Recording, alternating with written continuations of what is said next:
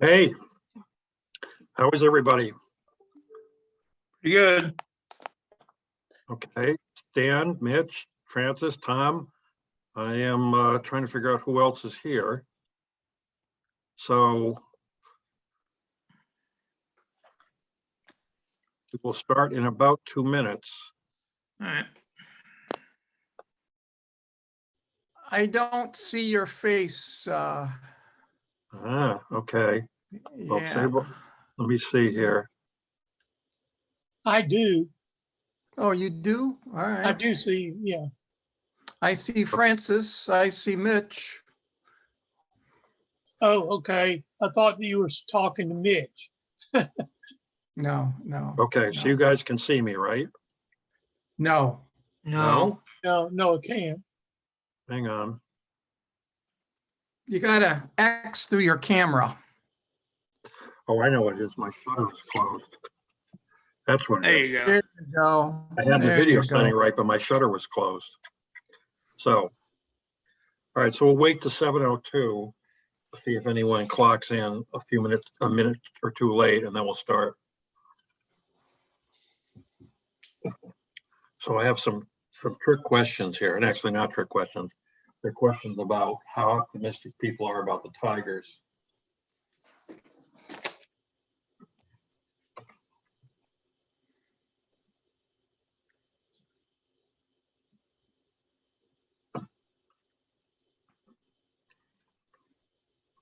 All right, one more minute. Oh, there's Craig. Good.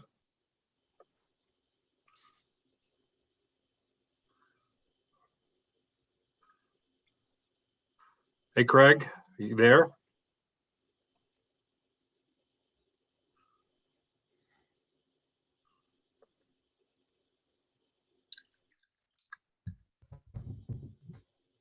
Okay, 7:02, we're going to start. I'm going to read the final paragraph from the book. I didn't expect a lot of people to read it, but I think it's the conversation will be fine anyway, because we all sort of know what the Red Sox do. I think because most of us, at least Tigers fans, are jealous of the Red Sox and their success. The last paragraph of the book says, the success of a homegrown core is perhaps best defined not purely by championships, but instead by having opportunities to pursue them year after year. Quote, bites of the apple, end quote, in the parlance Theo Epstein used discussing that famed 2011 draft, and the growth of a group in attempting to seize them. Yet growth also points to the inevitability of change, and with it, the need to keep scouting for and nurturing the next Red Sox cornerstones. I thought that was a great summary of the book. I mean, the thing that impressed me most about the book was the enormous amount of resources the Red Sox poured into scouting and player development at a level I can almost not imagine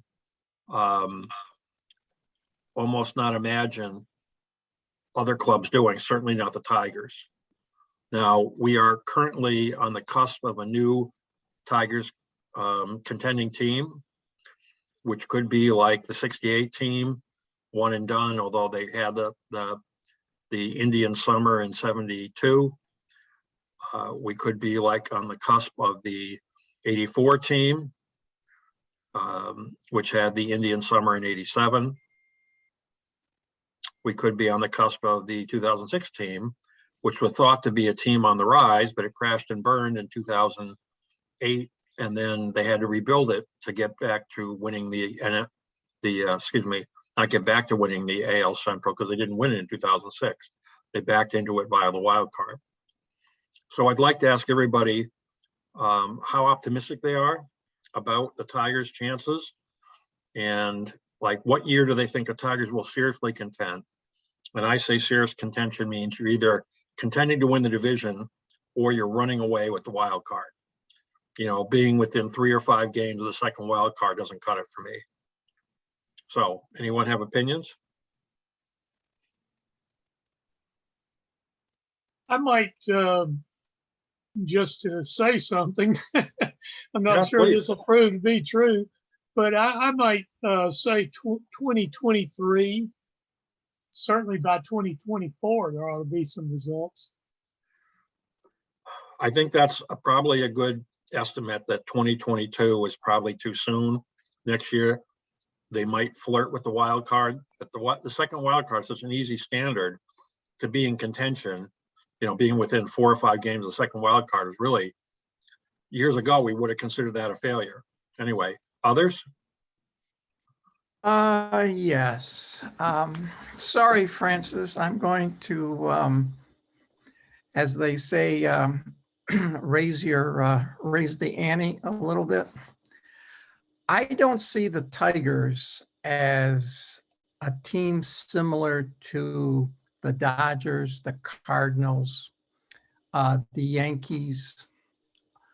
I don't see them as a team that like Milwaukee, not Milwaukee, but Atlanta, with the great pitching staffs of Maddox and company. I see them as sort of an also ran, where they're close, but they don't have enough horses to overcome the favorite.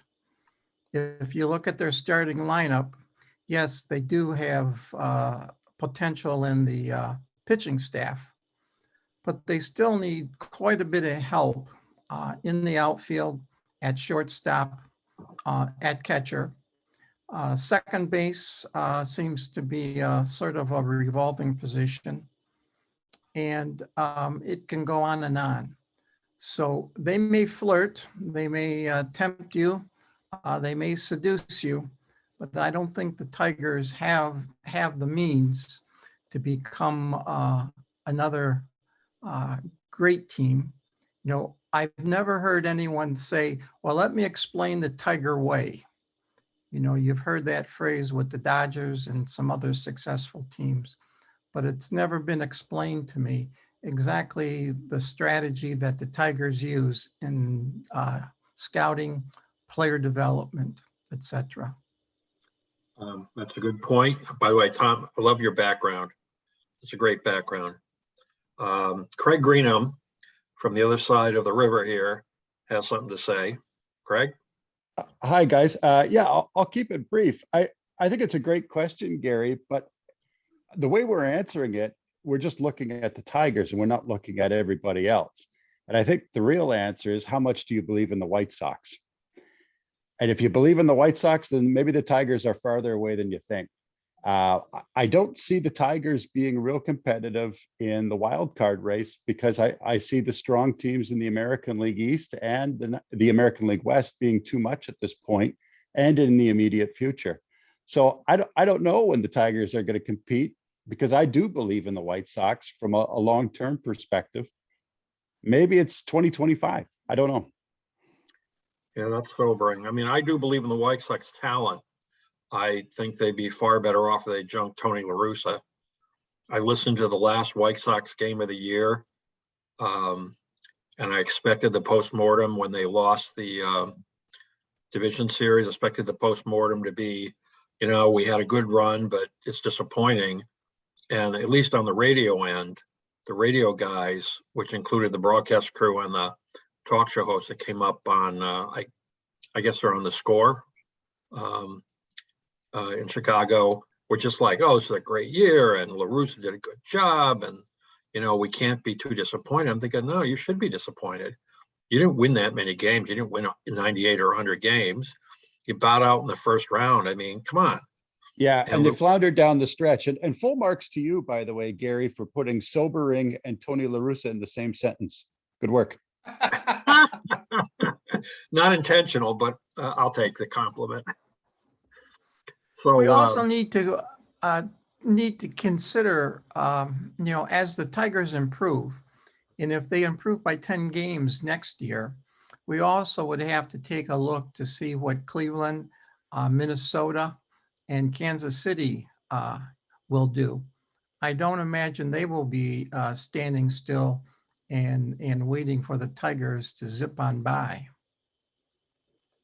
well, that's a good point. I mean, I would say that while the Twins and the Royals and the Indians have fewer resources than Detroit and Chicago, they've also been much more targeted in figuring out what their window is and when they want to go for it.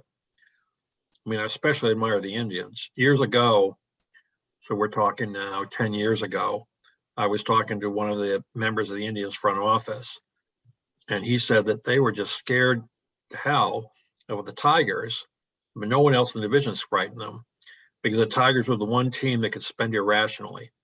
They could just spend more money because they wanted to win, not because they had to make money or balance a budget or whatever. And that meant the Indians' plans to we're going to have a rational budget, break even or make money, or at least lose only a little bit of money and still contend, could be blown out of the water. So I think your point's well taken. The Tigers have the resources, but I don't think they're as targeted as the Indians, Royals, or Twins. Now, the White Sox, I don't know, they seem to be all over the map, but they have put together a pretty impressive team in terms of talent right now. I'm wondering why the Tigers don't tailor their team more to the ballpark. I mean, that's a really big ballpark. And it seems like through the years, they've been big on getting home run hitters instead of guys who can run like a deer and hit the ball in the gap. It's a double, triple ballpark. And it seems to me that a lot of their talent, especially with Toledo, are home run hitters. I don't know if that ballpark lends itself to that. Well, I mean, your point is well taken, Stan. The Tigers had a very poor outfield defensively this year. I was actually surprised to see the final numbers. Now, of course, Jacoby Jones is gone and Nomar Mazara is gone. And, but I mean, still, you had Robbie Grossman, and the Tigers love him, and he was subpar defensively. And that's pretty much, he's not a disaster. He's not a complete disaster, but he was subpar. And Badu wasn't as good as I thought. You know, they got guys who can go get the ball like Cameron and Hill in center field, but, you know, Cameron almost certainly can't hit enough to stay in the majors. And Hill, I like Hill a lot. I'm hoping he sticks as a fourth outfielder because I think he's a terrific guy. But I don't know that, you know, he's going to be able to play regularly. I find it interesting. They think they're going to go out there and maybe sign an outfielder. And I'm thinking, you need a shortstop. You know, the Tigers. What do you think about grabbing Correa? Spend a lot of money, I know, but I think that would be a really big signing. And I think it would show everybody that they're serious. It would, and I read the tea leaves. If you looked at the quotes from Avila and Illich at the end of the year post-mortem, you know, we're not going to spend like a drunken sailor, and sure, we're going to have all the resources we need, and the resources will be there, but we also need starting pitching, which I agree, and we might want to get a bat for the outfield. So, like, we're not going to say that shortstop is top priority. Now, if all of that is negotiating posture, it's directed at the agents of Trevor Story and Carlos Correa and Marcus Semien, it's great. But if they really think that they can put together a contending club without getting a shortstop, I think they're crazy. Because, I mean, what's the alternative? In the outfield, you have alternatives. You know, you hope Riley Green can move into the lineup next year. If Riley Green moves in the lineup, you get lots of alternatives to mix and match. You know, Hinch did a great job this year mixing and matching players. At second base, you got Scope for one more year. He's credible. He's certainly credible. And, you know, Willie Castro, he's not going to play shortstop. He's either going to play second base or the outfield. And, of course, as I was saying to Jason Beck when I ran into him in Toledo in September, if he can't hit well enough to play second base, how's he going to play the outfield? I think Castro is, to me, they should just give up on Castro, but they haven't yet. And certainly Hinch, you know, is smart enough. He must see something there. But if Castro can't hit enough to be a regular infielder, I don't know how he's going to play the outfield. And they already have a super utility player in Harold Castro, who, to my mind, is just fine. I wouldn't putz around with Willie Castro anymore. And they got Candelaria at third. So if you believe Paredes can play, where's he going to play? He can't play short. I mean, they have literally no options at short. They have Kreidler in the minors who could play second base. They got nothing. So I just don't see how they can talk like, well, we might get a shortstop, we might not. They have to. And if they do some bargain basement shortstop, I think they're cheating the fans. Well, who's going to come here? I mean, as I look at it, I think they're going to ride Kreidler. He's a captain guy from UCLA. I don't think the Tigers are going to contend. I think like 2028. I mean, I like Hinch and this stuff, but I think you're killing me, Mitch. Yeah, You're but killing me. I'm going to tell you, they're going to try to buy years because I think Littlefield and Chad, who were, given special jobs halfway through the year, I think that Avila and Hinch want athletes, and they started with this last draft as athletes as opposed to like Lipsius and Renardo Rivera and these guys who hit the ball long. And I agree with, I think Stan said about playing to the ballpark. I think they're going to go after athletes. I think they're all done with big sluggers, but it's a total change. I mean, we got rid of 11 or 12 minor league coaches. Some people had been there a long time. I think they're going to use this as some philosophical change to buy them more years. They'll talk about putting more money into Caesars Analytic. That's the code name for their SABR stuff. I mean, they got to pick up 15 wins to catch the White Sox, who play baseball in the bandbox and can sign any halfway slugger to make them look good. I'm sure Cleveland's not going to regress. Kansas City, whatever. I mean, I'm not optimistic. And you're denouncing. I think people are forgetting there's going to be a sophomore slump. They're going to know how to pitch to Baду.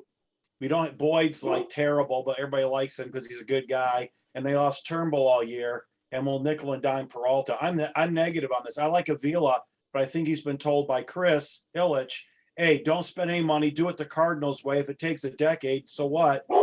I'm not losing money, and people are still buying tickets. So I'm not. I mean, that's kind of how I look at it. I think they're going to go with Kreidler, to be honest with you. I think he's going to have a great spring, and they're going to put this guy in here and say, if Mike Trout did it, so could Ryan Kreidler, the captain. They'll put Green up. I think they're way far away. They got too many utility guys. They're trying to make us starters.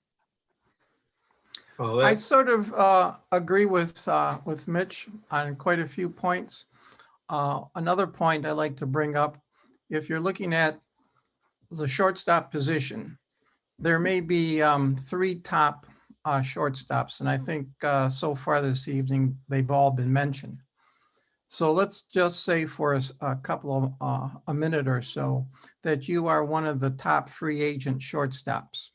What would your reasons be for coming to Detroit versus, let's say, the Yankees, the Mets? Remember when Rodriguez and Gonzalez came to Detroit? They were paid sort of like a super bonus to come to a sub 500 team. And Korea has already turned down a couple of truckloads of money from Houston. So if he came to Detroit, he would be seeking a contract of more than $125 million. And I don't think the Tigers would bite for that. Yeah, he's certainly going to be looking for more than 125 million. Did you misspeak? Well, that was 4 years or 5 years, so that's what he turned down. And I was just using the money that was offered to him by Houston that he turned down. Oh, I see. So, yeah. Yeah. So, I mean, that's sort of like the starting wage or starting at the auction. That's a low bid. Yeah. I mean, maybe Kreidler is better than I think. The Tigers are certainly high on him. On the other hand, my recollection is that a year ago, they were talking about Cody Clemens as being a prospect, not a great prospect, but I think that they're clever enough to talk up their top prospects. Whether I think people have this notion that a top prospect must be good, but in a weak organization, a top prospect doesn't have to be that good. And of course, when you're ranked by Baseball America or Baseball Prospectus from MLB Pipeline, Normally, the rankings people look at are the rankings in the team order. So the Tigers' third best prospect may not be, anywhere as good as a 10th best prospect in another organization. Yeah, I don't know. I mean, I'm always suspicious of guys like Kreidler who come out of nowhere, that they weren't highly touted. Of course, there are people who always overachieve. So I see Craig is saying, in Canada, we know we have to overpay in money and term, and we're a good team. Yeah, so I mean, I don't see how the Tigers are going to go after Correa. I just think that that's just too much for them. I'm thinking they're either going to look at Story or Semien, and Semien I think is probably going to be too expensive. What I see is Trevor Story, who didn't have a particularly good year and is a little bit older. He's 2 years or 3 years older than Correa, and so that might make him more affordable. On the other hand, it might not. I mean, shortstops come at a premium, and when Lindor was taken off the market by the Mets, that ups the asking price for the other guys, partly because of what Lindor got, and partly because of it takes another option off the table. I really think that if you ask me what's the number one priority, it's shortstop, 1, 2, 3. Yes, they would like a veteran pitcher to anchor the rotation, but they don't need one. I mean, it's not like Mize and Skubal and Manning and Boyd need some grizzled veteran to teach them how to pitch. That's what the pitching coach's job, and Chris Fetter's done a great job, and AJ Hinch's job is. Would they like to have more depth? I think so, but would I like to have another starting pitcher, or would I like to have a shortstop who can actually play? I vote for the shortstop. I see them going after like Seager, and my fear is they're going to sign Andrelton Simmons for a 2-year deal. That's just my great fear. And they'll say, well, he can run. We're building it for the ballpark. I just don't know if there's a plan in action. I don't think Chris Ellich really wants to win. Trevor Story is 20. Trevor Story is 28 years old. Yeah. And he's finishing a 2-year contract that paid him $27.5 million. Yeah, well, that's the Rockies. The Rockies are. Yeah. If you want the definition of drunken sailors, that's the Rockies. Yeah, so he's going into his prime years, 29 through, let's say, 33, 34, 35. Or so, yeah. Yeah, I mean, some guys peak at 28, other guys peak at 25, and by 29, they're on the downhill slide. And the problem I always have is I'm always scared of picking up guys from Colorado because they look so much better. I think the idea that Todd Helton is a Hall of Famer is crazy because of him playing in Colorado, even though his stats look really good. Larry Walker is different. Walker played in Montreal for half his career or whatever. But I think the bias against Rockies hitters is justified. Anyway, let's talk for a second about the book. Anyone have comments about the book? About Homegrown?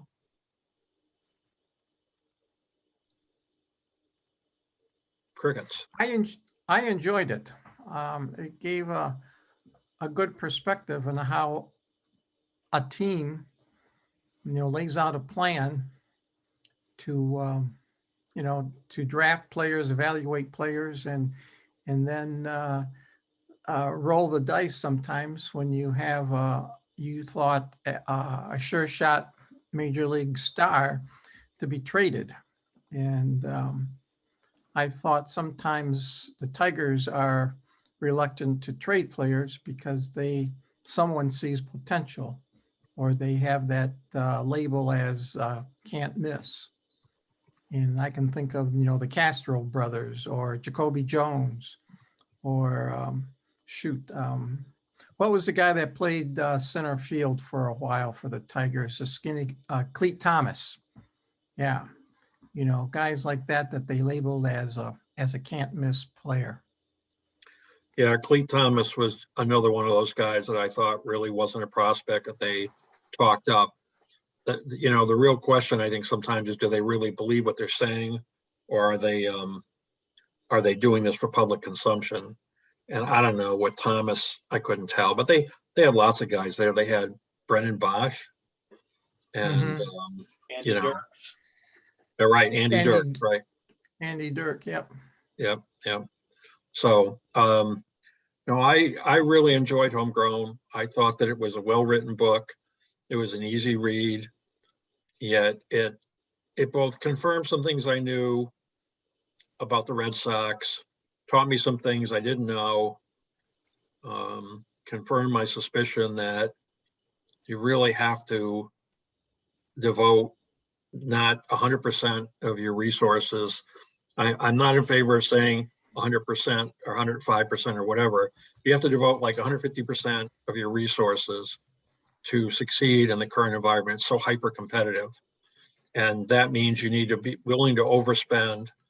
You need to be willing to take risks. And the big risk the Red Sox took, and this was news to me, is instead of drafting players by their risk level, they draft them by their ceiling.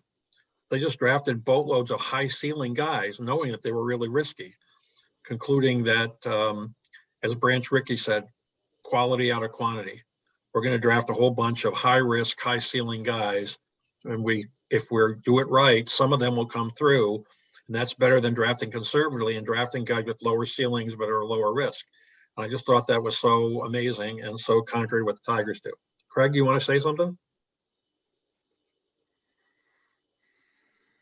Yeah, just as a general comment, I was a little bit skeptical about this book, only because it was a Boston Red Sox focus, and they're far from my favorite team. It was a different book than I was expecting as well. I was expecting something similar to Jonah Carey's Extra 2%. If the members here have read that book, it's almost kind of like a blueprint as to how to build a team. And I totally didn't get that at all from this book. If anything, you learn about the fluidity of team management. And one of the things that was mentioned by one of the commenters earlier about plans, you know, how the Red Sox had a plan and the Tigers don't seem to have a plan. I don't know that the Red Sox had a plan. I think Ben Cherington had a plan, but I think beyond that, you know, plans change. And, you know, there's a lot of reasons why that's true.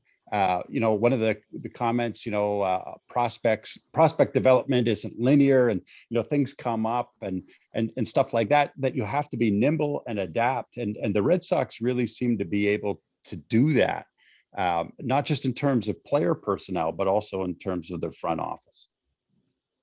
Yeah, I think that's a good point. I mean, I do think the Red Sox had a plan. I just think that the discontinuity between Epstein and Cherington and Dombrowski led to some unexpected turns in the road. One of the questions, your point is well taken, Craig. I think the top. Let me rephrase. I think the Red Sox had a plan, and their plan was more solid than the Tigers' plan. In my view, the Tigers' plan is basically don't spend a lot of money, don't lose money, make money if you can, even if it's via revenue sharing, if your attendance is poor, and then wait till you get a critical mass and then try to go over the top.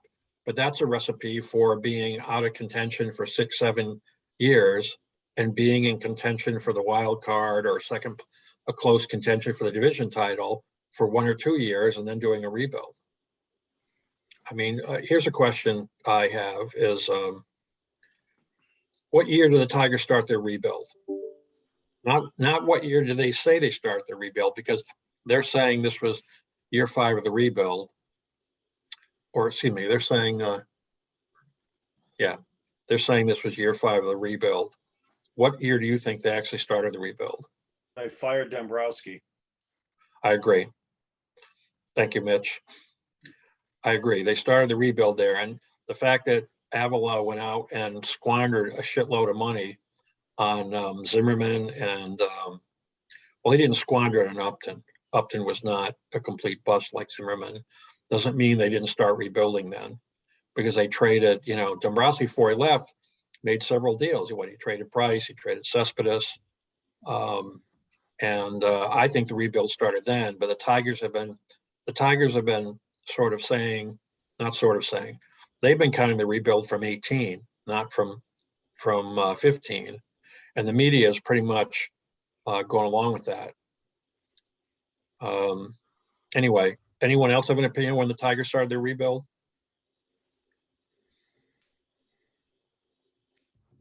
No? Okay. So the second question then is about Dombrowski. I mean, he's one of my favorite topics, partly because I got to watch him up close and personal in Detroit for so long.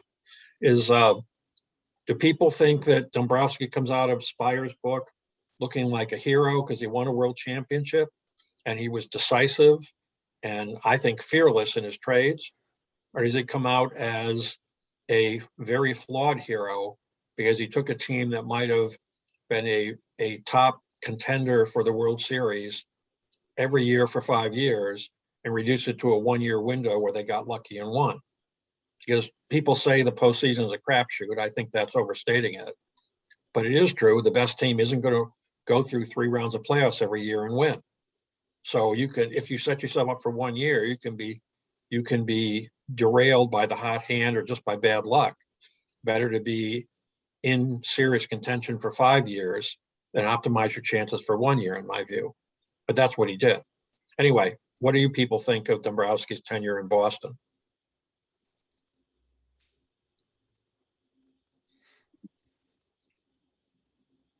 I'll make a comment, Gary, while we're waiting on somebody else. I think he's sort of framed as the right general manager at the right time for Boston. And I don't know that they get over the hump and win that World Series without his devil may care approach and his daring trades. I don't know. Like I think, it's an excellent question and something I struggled with as soon as he was introduced into the book, trying to figure out, okay, what is Dombrowski's role here? And he's certainly somebody with a shelf life, where I think somebody with Cherington, if he's got the right owner, he can endure the way that, somebody like Brian Cashman has under Yankees ownership. But I would love to hear what somebody else has to say, because I'm unclear in my head exactly how Speier paints Dombrowski.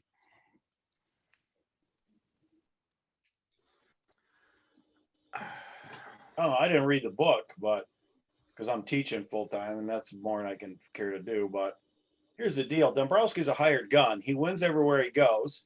And you know where you're going to get. He's going to bankrupt the farm system because, as he told people, supposedly to a friend of mine who was season ticket holders, the whole idea of having a minor league system is to make your major league team better. So you puff up Jacob Turner, you puff off Rob Brantley, and you get major league players for untested minor league people. And I think some people want some sort of Yankees and Cardinals way where every 3 or 4 years or every other year you're in the hunt. And I think Boston was desperate. They had won. He got him there. And then when he tried to take credit, I think other people said, well, this is the way it goes. But Dombrowski's going to win. But all those people that want to follow the team up, like, Whitaker and Trammell from the Bristol Sox and Montgomery and the whole bit, that's really nice. But the Tigers did that in 1984, and we're still running around talking about the 84 Tigers. And Boston's kind of moving on, but they won. So to me, you get what you get with Dombrowski. He's going to do it his way. He's going to bankrupt the minors. He's going to win at the major leagues. And if you can stomach that, because you have to write checks, then he's your guy. But if you want him to build something from rookie ball on up, he's not your guy. Yeah, it's interesting because, of course, he's got the same mandate in Philadelphia. Yes. The Phillies in the last 10 years have dropped their mask of being a middle market team that couldn't really go head to head with the New York clubs or the Dodgers, in the National League in terms of spending, when they really are a very large market, a rich market, and they've always been punching below their weight until Gillick came in, I think. And then unfortunately Gillick got out and the Phillies entrusted the GM slot to Ruben Amaro, who was one of my candidates along with Ted Simmons and Larry Doty and a few others as the worst general manager of the last 25 years. God, maybe those guys aren't even 25 years. They're probably outside that window now, aren't they? Almost. So I think that, Dombrowski's got an interesting situation in Philadelphia. He's got a huge checkbook, but he has a minor league system that is not bankrupt, but is certainly really, really threadbare. And so we'll see if he can win when he doesn't have all these prospects to trade to get major league talent. I don't know. I mean, I assume Dombrowski's going in the Hall of Fame. It's a lock that he'll go in the Hall of Fame. But to me, he has won by spending freely and not by ever developing a team. People say that he built a championship in Florida, but he never did. He drafted that expansion team, and the people he drafted, which are the people he wanted in '93, that team crashed and burned. It was a complete wreck. And they went out with an open checkbook and bought the free agents to win in '97. And even though he won, it was sort of a fluke because no one expected the Marlins to beat the Braves in the division series. The Braves to this day are still grumbling about how they were robbed in the division series that year by Eric Gregg. And there were a lot of people in Atlanta and not a few people elsewhere who thought Eric Gregg might have been bribed to throw that series. I think that's strong, really too strong, but I do think Gregg's umpiring in that series was just outrageous. So, I mean, he never has developed a team. The best credit you could give him would be the Expos team that could have and should have won in '94, but the season was destroyed. But of course, he wasn't there in '94. He deserves credit for building that team, but he doesn't deserve credit for what it won in '94 because he was no longer there. The people come after him have the most immediate impact. So, so Craig writes in the chat, Dombrowski leaves teams like Calipari leaves college programs. Yeah. Just one thing, Gary.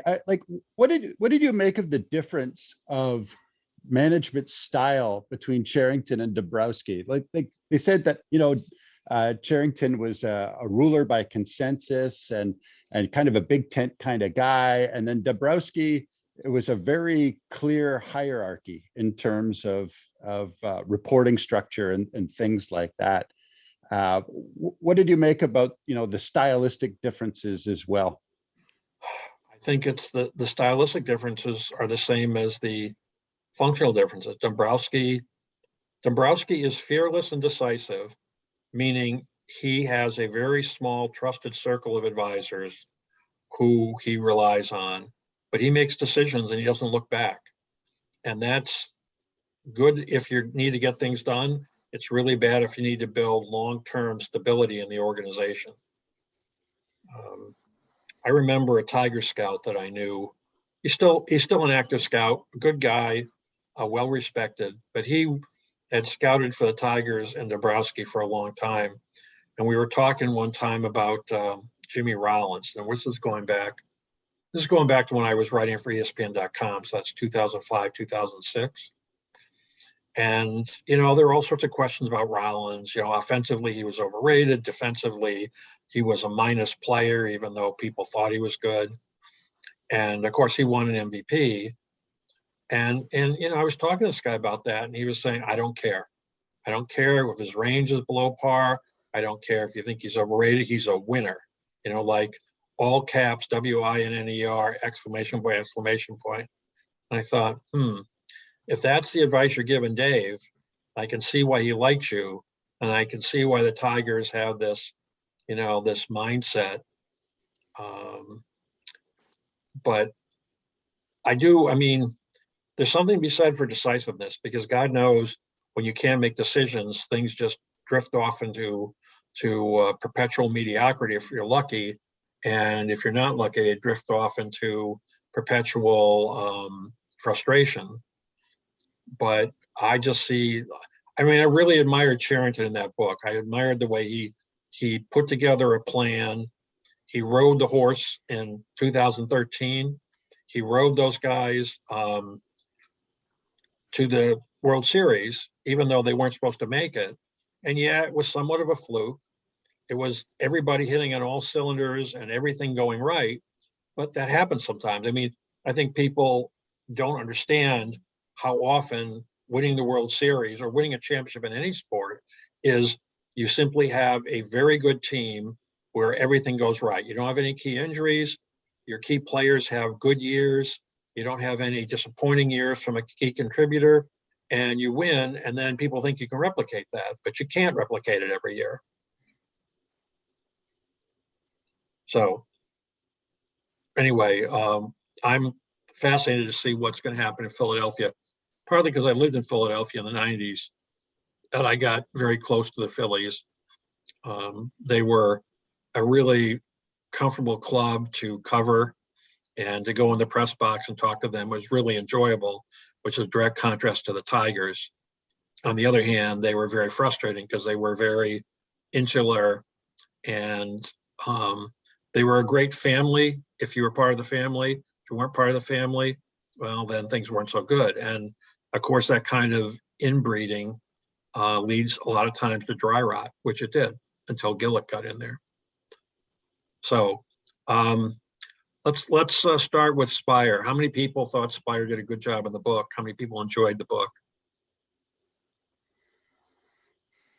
I thought he did a great job, and I enjoyed the book. I liked have every agreed. chap. I Agree, haven't read the agree. book, you know. Francis, why don't you go first? I just said, unfortunately, I haven't read the book yet. So Okay. that's why I'm not saying too much. I'm listening and I'm enjoying the comments. Well, I mean, I didn't think a lot of people would read the book, but I really did think it would start a conversation about where the Tigers are and how are the Tigers on a path to create a long-term contending team like the Red Sox did, or are they on a path to have a, brief window where they're going to either win or not, and then they're going to be back into mediocrity. Somebody's got their hand up. Oh, it's Craig. Craig, go ahead. Yeah, I thought it was a really strong book. Speier did a great job with execution. The only chapter that I would say was subpar was October Ready. And I understand why it was necessary perhaps to write it in the way that it was written, but in a lot of ways it was almost just a recap of the playoffs with a little bit of folksy color mixed in. But I thought all the other chapters were quite strong. And for the readers that haven't read the book, I strongly suggest getting the most updated copy, because there's an afterword to the paperback edition that talks about the Mookie Betts trade, and it's very worthwhile. So make sure that you have the most recent version of the book.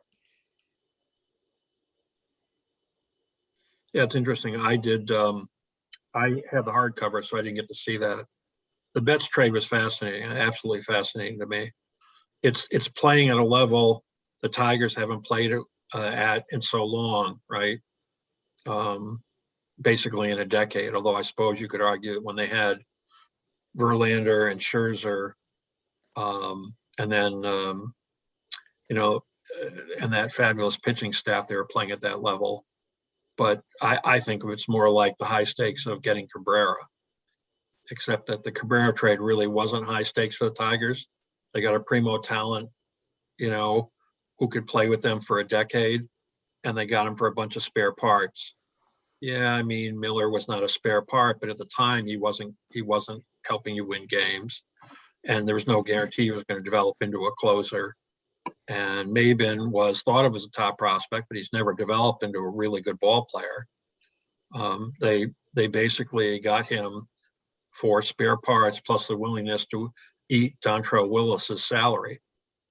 And that was, that was at the time, the scuttlebutt was that several other clubs besides the Tigers, I don't remember who right now, had made strong offers for Cabrera, but the Marlins insisted that everybody who wanted to get Cabrera had to take Willis, and no one would touch Willis besides Dombrowski. And then to justify his faith in Willis, he signed him to that extension before he ever threw a pitch for the Tigers, which is a disaster. But you ended up with Carrera for all these years. So, that's kind of what Wade Dombrowski operates. Oh, yeah, no, I agree. I mean, checkbook general managership, so to speak, is the way the Yankees have won. The Braves have exercised that over the years. To a lesser extent, the White Sox have, the Dodgers have, the Cubs have. It's if you got the money and you have the fan base to support it, you should use it.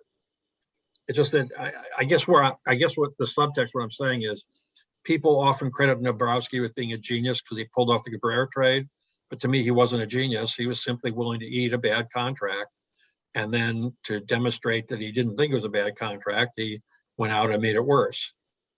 Yeah, didn't Ilitch kind of give him, the old man Ilitch kind of give him a free pass on just get me a winner kind of thing? Open up the checkbook and go? Is that right, true? That is what people say, and I have no reason to doubt it. As I said earlier, the Indians were terrified of the Tigers spending irrationally for years, and then they could not compete with that kind of spending. The Tigers, I mean, I said for many years, the Tigers were the Yankees of the AL Central. Yeah. So anyway, okay. So any other comments about the book? I mean, I really thought the book would be a lead into a conversation about the Tigers and to some extent a comparison to the Red Sox. But any other comments about the book? Well, I'll make another comment, Gary, while we're waiting for others to chime in.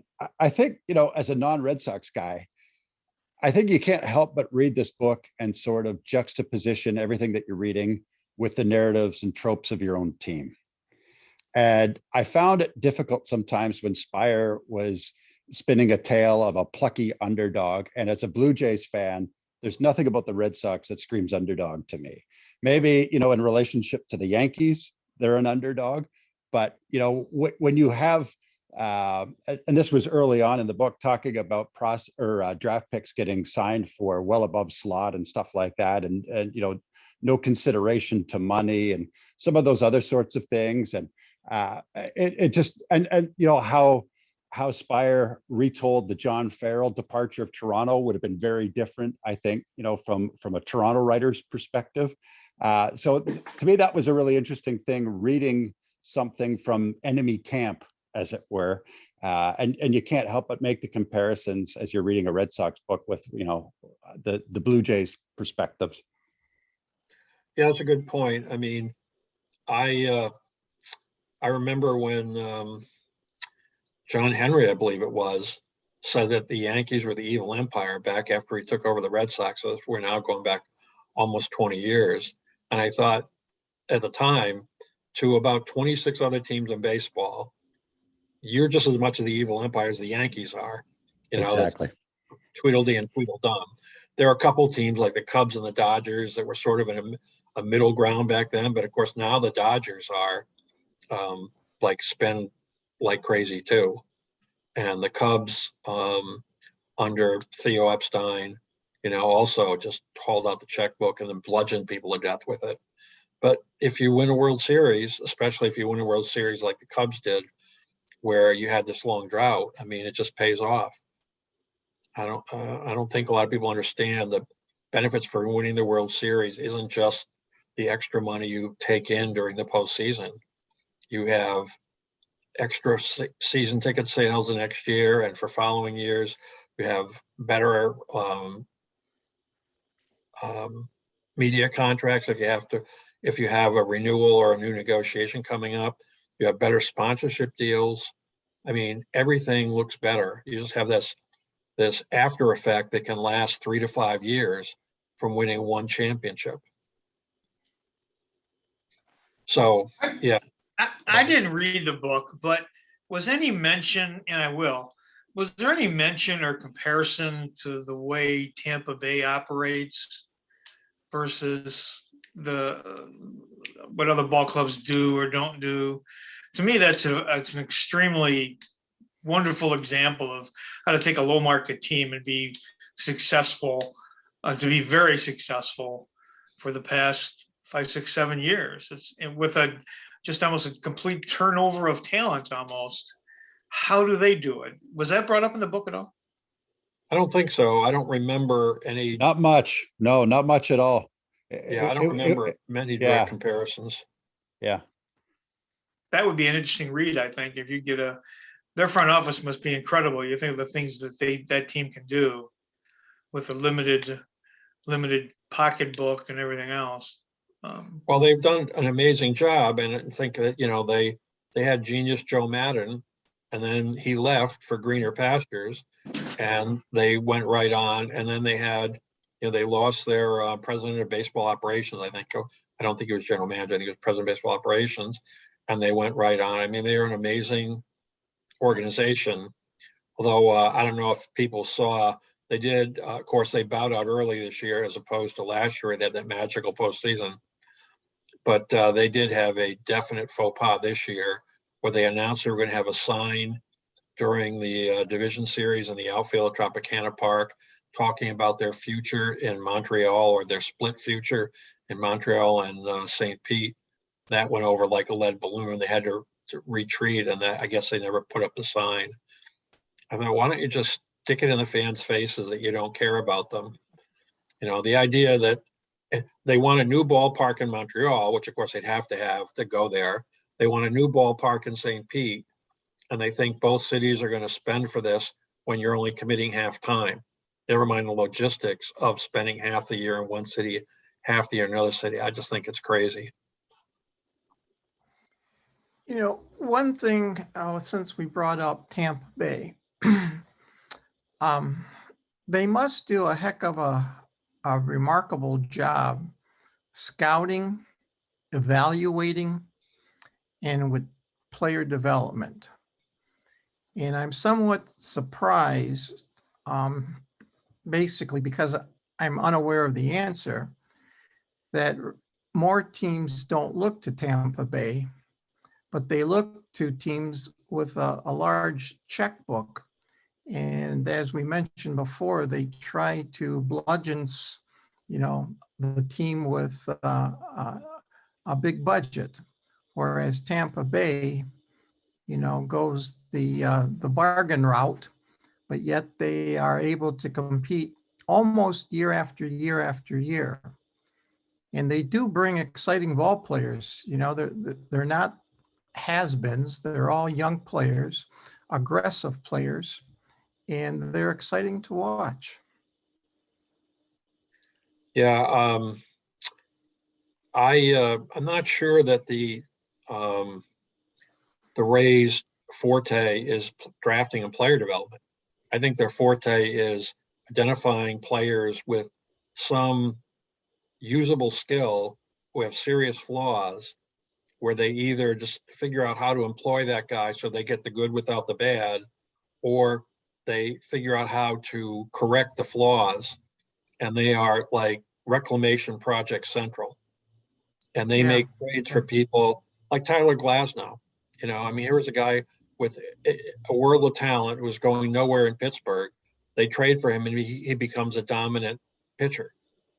And it's not coincidental. Now, I don't think they're slouches at drafting, but I think the real plus where they get ahead of others is in the identifying players of limited skills who can be of high value to them, or players who have enormous potential or talent who are not utilizing it, and they figure out how to harness it. Somebody, I can't see who's on the chat, points out that Chaim Bloom was referenced in Homegrown. The Red Sox poached him from Tampa Bay to replace Dombrowski. That's a good point, but I'd forgotten that. Yeah, that was me. And also too, one of the other topics, you mentioned Tampa Bay and their gifts. They don't fall in love with a player. They seem to be able to cut bait fairly easily. And that was one of the things that was mentioned in Homegrown by Speier. Like Dombrowski re-signed Steve Pearce and Eovaldi really, really quickly, these World Series heroes, and probably gave them too much, either money or term. And I don't think Tampa really falls for that sort of thing, right? I think they're a lot more cutthroat. They need to be. Right. If They're you, a lot if, more, they're a Go lot ahead. more analytic driven too. They're really an analytical team. They're built from the base. It has to do with analytics, and it works for them. That's why they manage the game differently. They manage their people differently. And it's successful in a short time. Right. Yeah, Tampa Bay rolls out athletes. Those guys can run. I mean, Kiermaier and these guys, they don't have a bunch of tubby guys up there being DHs. And I think they're kind of like St. Louis of the American League. They're going to run and they're going to run. They're going to get athletes. And they're not drafting baseball players. They took Upton, Longoria. I mean, they try to make them into players, but they flat out draft athletes. If you look at some of their minor league clubs, they don't got any tubby guys out there, maybe the catcher. They got speed guys, and speed will play. And I think speed kind of makes you look better than you are. You can overrun your mistakes and go first to third, which the Tigers started doing for the first time in 20 years, I guess, this year. But I think they have something that they can market, and they know that they can do speed. Plus you look faster on the turf because you are. So I think they get that little bump. Their players are a little bit better, and it's always nice weather and ain't ever raining and down there. So I think they use that to their advantage. They just churn out assets. Yeah, that is an interesting point about drafting athletes rather than ball players. It can go both ways. I remember two clear examples. Bo Schembechler, when he came to run the Tigers, said that he didn't need to draft baseball players. He wanted to draft athletes. And of course, it was a complete disaster, absolute disaster. Now, that could be explained by the fact Bo didn't know anything about baseball and should never have been asked to be in that position. Neither he nor Tom Monahan knew what they were doing. But later in the 90s, the Phillies did that. And I was in Philadelphia at the time. And the Phillies said, you know, we're going to draft athletes. We'll teach them to be ball players. We're going to go out and get the best player. And they went out and got a bunch of athletes who never developed into good players. And I was just looking at Reggie Taylor the other day. If I remember correctly, he was a first round pick, number 14 in the first round. He was a tremendous athlete, and go look at his career. His career was basically a bit player, except for a couple of years, and he never developed into a good player. And the Phillies had to completely junk that scouting director and that way of managing the farm system before they became a good team. Craig, do you have something to say? Yeah, this conversation kind of steers me towards the Kansas City Royals in the 1970s when they started that academy. And Frank White was I guess the produce from that sort of an effort. If anybody is interested in reading more about that, in Buck Martinez's book, he devotes a chapter to that Kansas City Royals endeavor and I think they set it up in Florida where they just got athletes, and then they said, you know, we'll teach you baseball. We can't teach athleticism, but we'll teach you baseball. And it didn't work for some, but Frank White did come from that program. Right. I mean, the Royals Baseball Academy, I always thought was a great idea, and I expected other clubs to emulate it, and nobody else did, and the Royals shut it down. So, I mean, it's interesting that so many people viewed it as ahead of its time, and yet it was not a passing fad, but no one emulated it. Yeah, I think that, you know, I was struck very early on in Homegrown about this idea they were going to draft athletes, or they were going to draft athletic players. And the more I thought about it, and I thought a lot about it, because like I said, I remember the Bo Schembechler era in Detroit, and I remember the Phillies going for athletes. I think the difference is you can draft athletic baseball players, and if they have the athletic chops, you can teach them to be much better players. But you can't just draft athletes who know nothing about baseball and who aren't good at it, because converting them to good ball players is much harder and much more risky. So I think the choice is not between the best athletic ball players who you can teach to overachieve, and ball players who are good ball players but not athletic.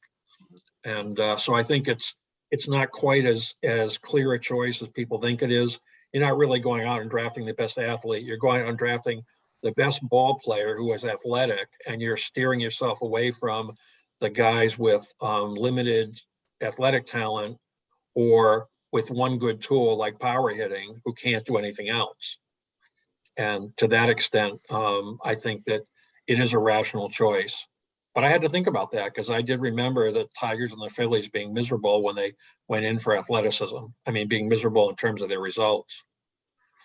And I agree. I think one difference is baseball, unlike some other sports, like for example, if you take basketball and football or track, there are skills that can be used, so speed primarily.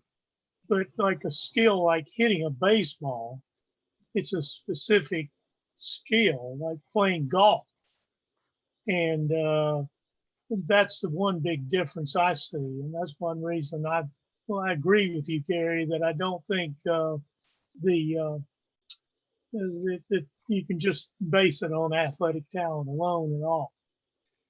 yeah, I think a lot of times I see we want the best athlete as a metaphor for we really like the football mentality. We like we're going to destroy you. We're going to go balls to the wall with the best athlete, the biggest player. We're going to outmuscle you rather than outthink you. And I think that that's an attitude that does not play well in baseball. I mean, there are plenty of football players and Michael Jordan, of course, who tried to play baseball who just weren't any good. I mean, they were great athletes, but they weren't good baseball players. I think it's much harder to play baseball than people think. And even the best athletes have struggled at it if they aren't ball players. And ball players, Kirk Gibson being an exception, there are a few, ball players are, made from little league on up. They're not a brilliant football player who's a good athlete. You can, ask to play baseball starting in college and expect him to be an MVP. Do you think with the retraction of so many minor league teams and the reduction of so many draft rounds, that this idea of a good athlete, we can turn him into a decent ball player, has limited use today? Where I think with fewer rounds of the baseball draft, we're seeing more ball players well-rounded, just not the home run hitters, but a ball player who can throw, can field, can run, that type of athlete, because we're drafting from a smaller pool. Well, I think that the idea that you're drafting from a smaller pool is misleading, because they're going to sign as many ball players as they need. They're just not drafting them. And the reason not to draft them is because you're going to end up paying them bonuses. If you flood the market with a bunch of undrafted players, then it's a concept of fungibility. I remember an assistant general manager explained to me many, many years ago how he could not get the ownership and the general manager to understand that most ball players are fungible. That is, this guy is not much different than that guy, who's not much different than the other guy. And holding on to your own player because you think you'll lose something if you let him walk means you pay more, and you also get invested in his failure if he has a bad year. And there are primo talents. I mean, Mike Trout is not fungible. Miguel Cabrera, Justin Verlander, or Max Scherzer, none of these guys are fungible. But look at most ball players in most clubs. They're fungible to the extent that their skills aren't that much better than most other players at their level. And if all these guys were on the market at once, you would pay less for them and you would be able to replace them with similar guys. I am not a defender of Charlie Finley in any way, shape, or form, but he did understand when the Seitz decision came down that the way to keep salaries down was to basically let everyone become a free agent at the end of the current contract, because you're going to flood the market with all these guys competing for the same amount of dollars, and you'll sign them more cheaply. But clubs could not understand how they could lose their talent. They'd spend 4, 5, 6 years developing this guy. He comes to the majors, he plays for 2 years, and they're going to let him go free agent. They just couldn't get their arms around that. And of course, the brilliance of what the Players Association did, and it was truly brilliant, was to understand if you have too many free agents, the market will be depressed. So what you want to do is have a free agency system where you get a small group of primo free agents on the market. You get a small group of primo free agents on the market every year, and the clubs will bid insanely for them, and they will bid up price salaries. And then you use arbitration to pull everybody else's salary up to that level, who's not a free agent. And it was an absolutely brilliant strategy because Miller understood what the owners didn't. If you have too many free agents, the market is depressed. And the owners said, we have to hang on to the guys we invested in. And it just works exactly the opposite. So, I mean, I think cutting the draft and having all those extra guys out there, they're going to sign those guys to play. They just don't have to pay as much because they didn't draft them and invest in them. On the other hand, I do think that you are, on the right path in talking about the way things are changing. So we have a new member here. Stuart Shea has joined us. Stu, you have anything to say? Yeah, I apologize for being late. Surgery has recovering from surgery has been a little bit more shifty than I thought it would be. But Yeah, I mean, I have never had a lobotomy, but I understand they're really difficult to recover from. did someone say something? I'm sorry that I missed a great portion of what you've been talking about, but if it's about the Tigers rebuild, I'm sure that the conclusion is they're going to mess it up, right? I have to admit, I expected more optimism. I have a bunch of Debbie Downers on the Zoom tonight. I think somebody, I can't remember, was it Mitch who said the Tigers aren't going to contend till 2028? Holy at mackerel. that point, I'm reaching for my revolver and putting 5 bullets in and spinning the barrel, not one bullet. But Stu, we've been talking about the book and mostly about the Tigers, and we've veered into talking about the Rays now, which is good. You have a unique perspective being close up with the White Sox. And I did make a comment early in the program about, I was surprised when I listened to the last game of the year with the White Sox. And of course, I listened to several other games on MLB radio because the Tigers played the White Sox, 14 times in the last 2 weeks or something. And the question is, are the White Sox going to be dominant? Or they certainly have the talent, but I question that, their leadership with La Russa. I thought he had a piss poor year. If he were a rookie manager, he would have been fired for that year. Well, it's funny because there were a lot of eruptions early in the season in the clubhouse. And the expectation was La Russa was going to be completely out of touch and that he wasn't going to have the ability to kind of help run the team. But things really quieted down over the last few months. And it seemed like he kind of stepped back from his attitudes a little bit after the whole Yerman Mercedes thing blew up.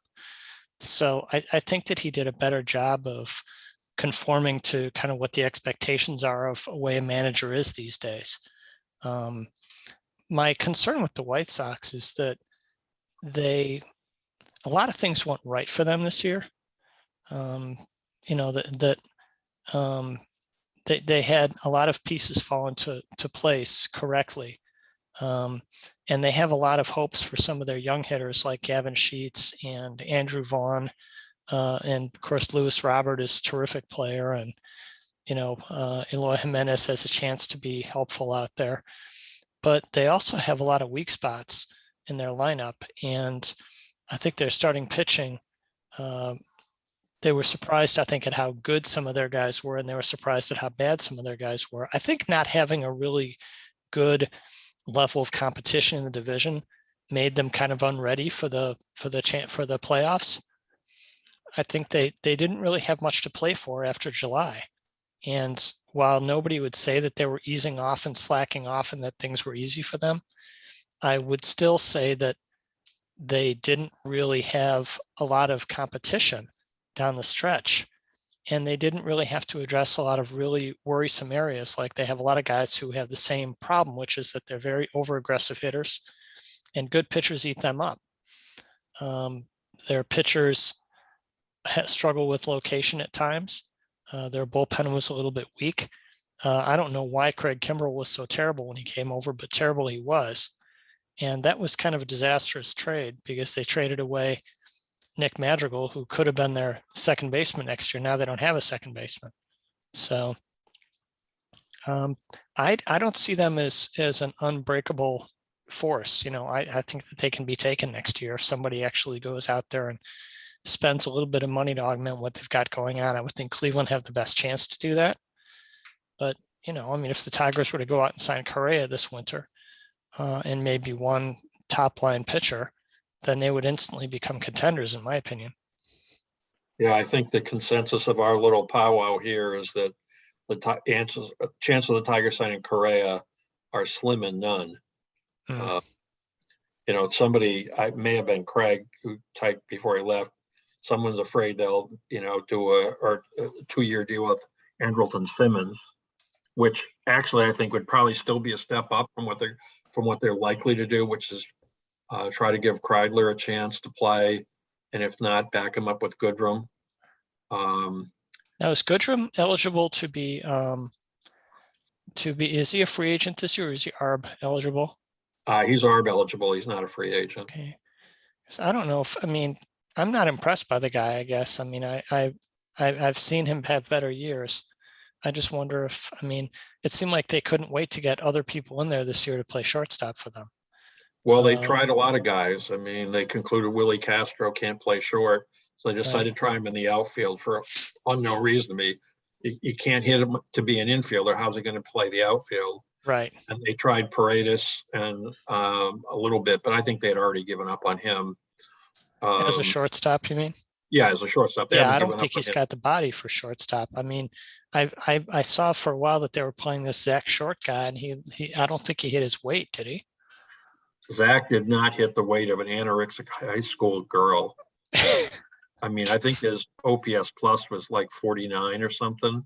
Yeah, that's now part of it. I think is he hit a few home runs and he started swinging from the heels. So they sent him down, and he talked about when he was in Toledo, he was talking about rebuilding his swing and how hard that was. But I certainly wouldn't say he couldn't rebuild his swing and surface next year, have an OPS plus of 85, where his defense would, make that playable. But I'm not betting on it, because to me, the guys who rebuild their swings are good hitters. Now, JD Martinez may be an exception. He wasn't a good hitter before he rebuilt his swing, and we've seen the results. But I think that most of the guys who can successfully rebuild their swing already were good hitters, and they just got better or minimized a flaw or reversed a decline. Yep. I don't see guys like Zach Short, who basically probably is a good hitter at AA, maybe, rebuilding his swing. Now, I could be wrong. To me, he reminded me too much of Jacoby Jones, which is he gets the majors, he hits a few home runs, he thinks he can do it. Yeah. And so I do have a question, Stu. I forgot to track what happened to the Yerminator. He went to Charlotte, and didn't he threaten to go home? Yeah, he retired for a few days. Yeah, but he came back, right? He did come back. Yeah. I don't think he has any future in the organization. I think that, he's still property of theirs for a while now. I think he's ARB eligible for 2 or 3 more years. Maybe they have some hope that he can improve his catching skills, but I just don't see it. He did exactly what he always does at AAA, which he's a pretty decent hitter who swings at everything and doesn't play great defense at any position. So I don't see that he's got much of a future with them. I could see him being a player that another team would try to acquire. Yeah, it's too bad, because I always like to see the fans go crazy over players like that, like the Tigers fans went crazy over Akil Baddoo. Yeah. And of course, Baddoo had exactly that kind of slump where he went from hitting everything to hitting nothing for a month or 6 weeks. And then he managed to pull out of it, unlike so many other guys. He managed to pull out of it and figure out how to adjust to the way the pitchers were pitching. And now he had a good year, but not a great year. The question is next year, is he going to be able to improve on that, or is he going to go backwards? But yeah, I was sorry. I mean, maybe the Terminator has a future in movies. You know, he could do a movie in Mexico or something, and it would be like the Terminator 2 or the Terminator 7 or whatever. You know, the Terminator. Well, Or he could do a telenovela called the Terminator. now when you talked about Badu, it made me wonder about how much credit Coolbaugh and or Mike Hessman got for his success coming out of that slump, or whether they deserved it. And you guys watched the Tigers, I think, probably more this year than I did. Who should be credited besides Badu for his progress? I think Hinch babied him when he started to struggle against lefties. He didn't play him against hard throwing lefties, kind of breaking ball guys and Dallas Keuchel and guys with high ERA. And then at the end of the year, Badu was hitting decently, kind of against lefties. But I think Hinch kind of babied him through. And Hessman came about halfway through, right, when Cruz went to Rice. Isn't that right? Is that who we lost? Cruz? Yeah, Cruz, right. Oh, that's right. He took that job at Rice. Yeah. So I kind of give Hinch. I don't know. They didn't really say much about Hessman other than he was a good guy and he's the organizational guy. They talked Coolbaugh more, but I think Hinch played the Badu talent. And I was at the game where he hit the home run. We were on the highlights. We were sitting right out there. The place was going absolutely crazy. Oh, that's great.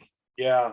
Then I took my daughter like 3 days later, we had the 10th inning hit to right field and a whole bit. It was just incredible. But I think Hinch, I don't want to say babied him, but he nurtured him more, didn't throw him to the wolves.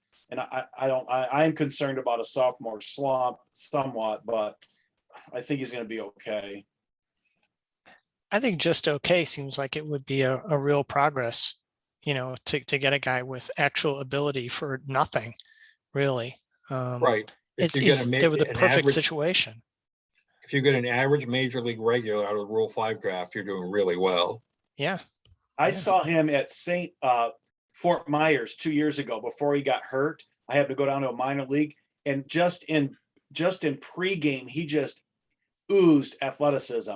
I mean, it was noticeable. I'm looking up and trying to see what's this guy's name and the whole bit, and I'm just there sitting behind home plate. And he was tremendous. He played the game. And then he got hurt, I think, like the next week with that arm thing. He was out. But just in person, I can see why the Tigers, I'm going to this, they're drafting athletes here, the fast twitch muscle people.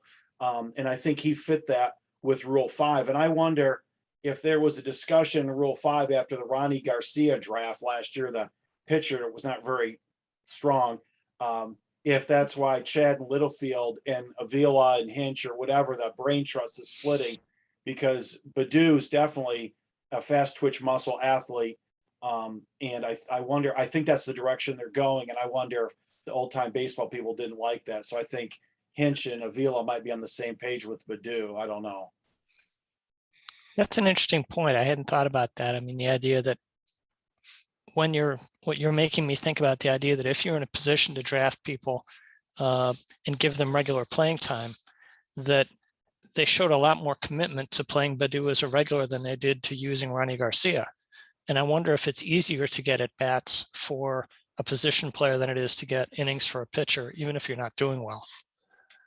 Like, I'm not sure how many Rule 5 pitchers end up being really great. Because it seems like what guys at that time in their career, they just need innings and reps. And it seems like when a team picks a position player and keeps him, they seem committed to actually using him. Yeah, that's a good point, Stu. I had never thought about it. I would say that the credit for Badu success after the tremendous slump he had after his honeymoon has to go largely to him and Hinch. Now, I'm sure the batting coaches had something to do with it, but I read a pretty extended interview with Badu, and he seemed like a really thoughtful young man and a really studious player, which you don't get at that age very often. Mm-hmm. And I think that he probably had the makeup that allowed him to take that kind of coaching. And the other thing is that Hinch showed a unbelievable skill this year for mixing and matching personnel. I just kept thinking of Earl Weaver, which is identify the thing the guy can do that will help you and get him out there in that situation and try to hide him every other time. Mhm. And I just, now, of course, I don't see all 30 of the clubs. And so I'm sure there are other managers who do this very well. But to me, Hinch just did an A+ job of the Earl Weaver. Like, what does this guy do that can help us? And how can we hide him the rest of the time? I was just, go ahead. No, that makes sense because I think about like Gardenhire. Ron Gardenhire doesn't seem like the kind of guy who would have spent a lot of time thinking about that stuff. He's probably of the thing of like, he's my left fielder. I'm putting him out there rather than how do I maximize this guy's talents again, and how do I maximize this guy's talents and keep the whole roster busy. Well, I remember Earl Weaver used to rotate like Terry Crowley, Merv Redeman, and Don Buford. It was like they always seemed to be hot for like 7 days, and they'd sit somebody down. When did he go? Elrod Hendricks and Etchebarren. It always seems like he caught lightning in the bottle. So I think it's an excellent example, Gary, because I think Gardenhire would be, well, we're going to sink or swim with this kid. We're going to give him 500 at bats and see how he goes. And right, that would have been a disaster. Yeah, one of the things I noticed late in the year were all of these oblique comparisons to Gardenhire, and they were not favorable. He was of course never mentioned. It was praising Hinch for doing this, praising Hinch's coaches for figuring this out, praising the Tigers for their new way of doing things. I'm thinking, what does that say? It basically says that Gardenhire was a 20th century manager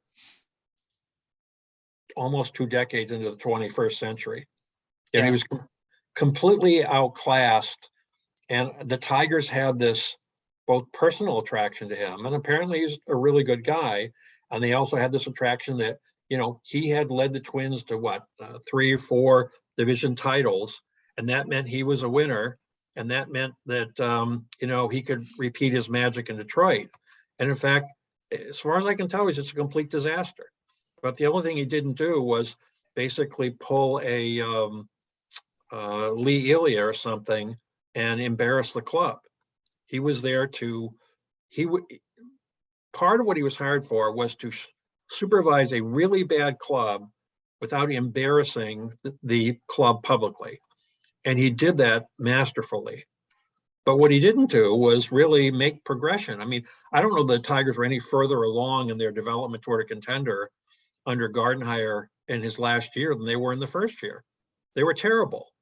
And the difference, of course, I mean, Mize and Skubal make a big difference. But the difference, I think, was A.J. Hinch. He knows how to manage a major league club in the 21st century. Yep. Well, I think they wanted Gardenhire to be a caretaker, and he'd say, we're going to be aggressive. But I remember a comment at the end of the year too, Gary, where Gibson had Kirk Gibson was in the booth, and somebody had gone like first to third. They didn't really expect, like Eric Haas or somebody. And, Shepard's like, well, that's aggressiveness the Tigers have been, preaching for years. And Gibson goes, yeah, but we're actually doing it this year. And so you could just see that was a dig to Gardenhire that, we come out, we're going to steal more bases, but they never did. And they couldn't go first to third and second to home. So I caught some of those too from Gibson, who I'm sure was at meetings because he works for the Tigers and sees them doing one thing, and then they're saying one thing and doing something other. So I think that Gardenhire was a good guy, and he fished on Lake St. Clair and talked about hunting. But you're right, he didn't embarrass the team, and he didn't, like Lee Elia or somebody else going crazy. But I don't think the team got any better. But then again, I don't know how much Chris Ilitch really thought it was going to get better anyway. Yeah, I mean, he certainly didn't have all the talent to work with that Hinch did. But there were just all these comparisons to the progress and how it was different culture. I mean, I remember when they sent Jacoby Jones down. And, Jacoby Jones was not a premium prospect. He wasn't a key player. He was a guy with some talent that they had hopes for, but was clearly underachieving. And when they sent Jacoby Jones down, there was all this stuff about the Tigers are different. A.J. Hinch is saying, you have to play well and you have to produce. You no longer can stick around here if you're playing on your potential. I'm thinking, why wouldn't that be the watchword or the instruction for every major league club every year except for clubs that are clearly in the early stages rebuilding. Why would it be special? And then I realized, oh, because Ron Gardenhire, his whole tenure here was that you're playing on potential. At the end of the year, Cody Stabehagen wrote a piece about Hinch. And of course, it talked a lot about the Astros and Hinch's psychological adjustments. And Hinch is clearly still very raw, the thinking about that. He appears to be, or else he's a very good actor, and I'll just assume he's not acting. He appears to be very, very embarrassed and still very personally ashamed of participating in that scheme, at least to the point where he didn't try to stop it, didn't seriously try to stop it. But this is a guy who really knows how to put together a ball club and play. And I was just reading this stuff and saying, damn, the Tigers haven't had a guy like this since, I would argue, early Jim Leland. I know Jim Leland is beloved, and I know he's still working for the Tigers, and I think he's going to the Hall of Fame eventually. But I will tell you that the Jim Leland of 06, 07 became a parody of Jim Leland before he left. I thought that Jim Leland, the last few years of the Tigers, was a parody of the Jim Leland of 06 or 07.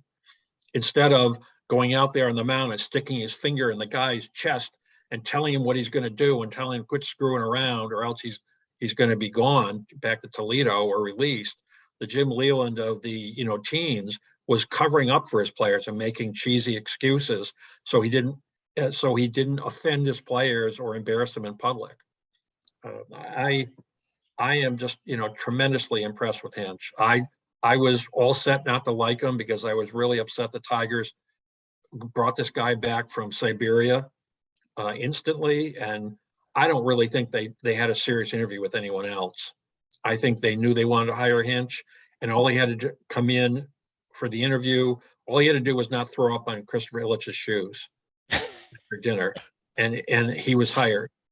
Are you saying that Bruce Fields couldn't pass that test?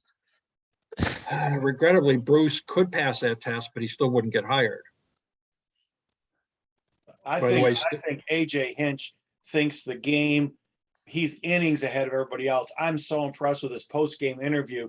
Talking about Leland, he's eating a chicken sandwich with food coming out of his mouth his last couple of years in his office, and Hinch comes in all buttoned up. And he's like, well, we did this in the third because in the eighth, they would have brought the lefty in and we wanted to have one switch hitter. I'm like, I just didn't see that thing with Gardenhire in the last few years of Leland. I thought Hinch made sense. He wasn't emotional. He wasn't irrational. I was blown away by him. And I'm on the assumption that almost every team is cheating on every game.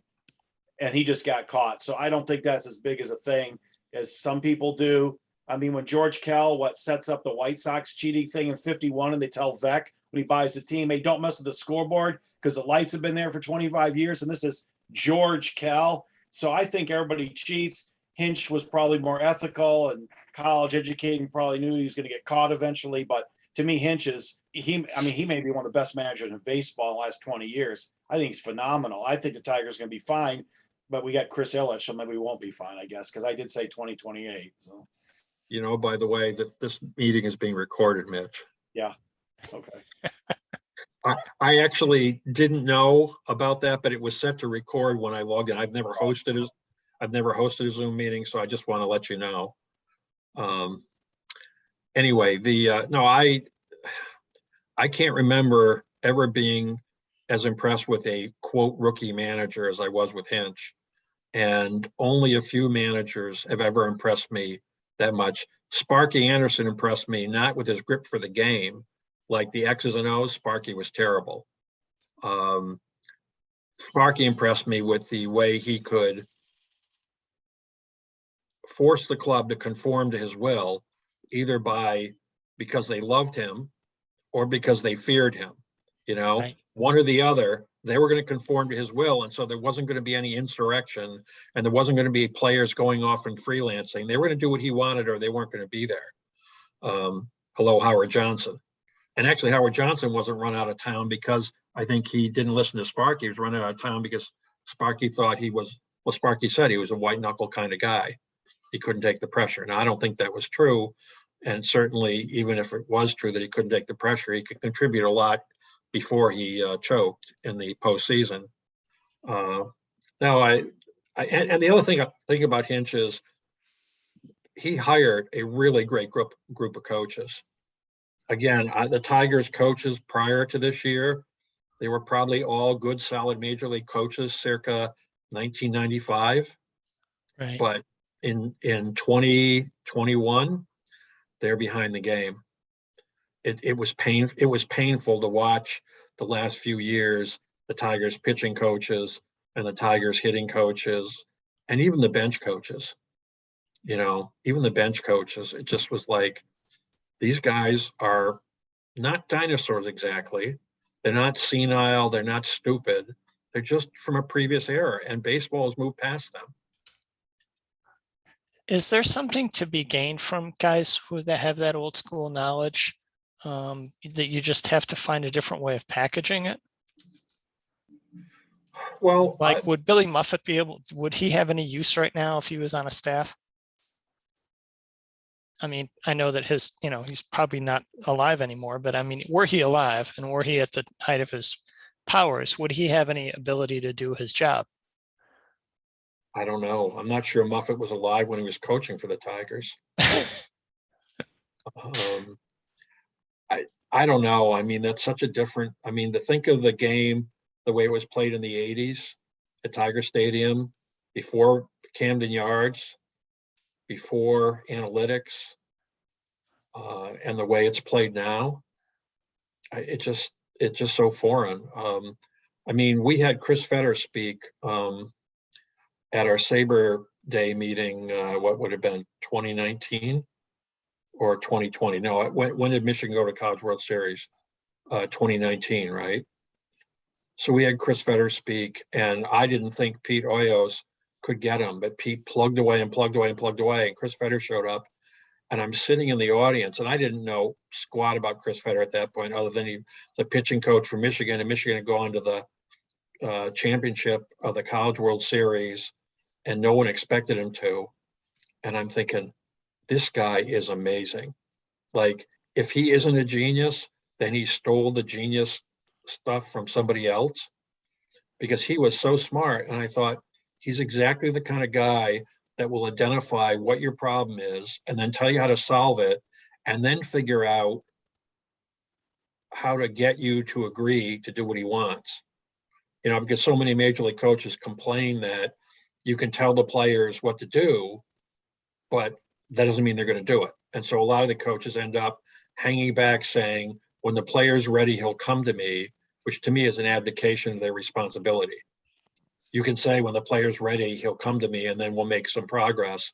But in the meantime, that player's costing you games, and your job is supposed to be to help your team win games. No, I think that maybe the second most important thing the Tigers did after hiring Hinch was hiring Fetter, or maybe it was Fetter was more important than Hinch, given that tremendous boatload of talent they had, that boatload of talent that had yet to achieve. And that includes Soto and, and so many of their other pitchers too. Funkhauser. Yeah. Yeah, Funkhauser, Cisneros. I mean, think about it. Tigers basically, their pitching was basically Buck Farmer for the last 5 years. Right. I don't mean Buck Farmer pitched all the innings. I mean, it was Buck Farmer, a guy who had these very short stretches of major league quality work, a lot of stretches of just being kicked around, and yet they kept them. They kept them, and they didn't look for somebody better. Maybe they didn't think they had anyone better, but they certainly, you could have picked up almost any unformed AA pitcher and had more success than giving Buck Farmer innings year after year after year. So, do the Sox do well, Stu, and moving on from Cooper? Their new pitching coach did get a lot of, Ethan Katz got a lot of credit for having a more sort of flexible approach with how to work with people. I mean, the people who didn't like Cooper a lot said basically, all he does is get them to throw, teach them to throw splitters. That was like, that's all he knows how to do, is get everybody to throw a splitter. I assume that part of what Cooper was a pipeline to the front office, as because any coach who's around that long through all these different regimes, he must be a front office hire. So maybe there was a sense of, even Reinsdorf, decided, well, maybe we need to, and it could have just been a money thing with Cooper too. He was there for 20 years. Maybe they just didn't want to pay him anymore. And I feel like to an extent that a lot of the decisions that the Sox have made in the last few years have been kind of reactive, but getting Katz in there, who is more analytical guy, younger, I think that was a smart decision. Yeah, I mean, Cooper was, let's say, 15 years ago, heralded as a terrific pitching coach. 10 years ago, he was a new heralded as a thinker, yeah. genius. Right. As a genius. 5 years ago, he was heralded as, this very successful pitching coach. But you started hearing this drumbeat of people unhappy with him. Yeah. And I suspect that he was, a Spark Anderson type. It was my way, do it my way or hit the highway. And you can hemorrhage a lot of talent that way. Oh, no question. Or you can have a lot of talent get squandered because the method you're trying to get them to adopt doesn't work for them. By the way, was Cooper teaching the spitter? Was he like Roger Craig, where he both taught the splitter and the spitter at the same time? That's a really good question, but I don't ever remember hearing talk about the White Sox loading up the ball. I don't either. The Sox had for many, many years was the best sign stealer in the business, who was Joe Nosek. So that was sort of where their gamesmanship was celebrated when Nosek was on the bench in the 80s, 90s, 2000s.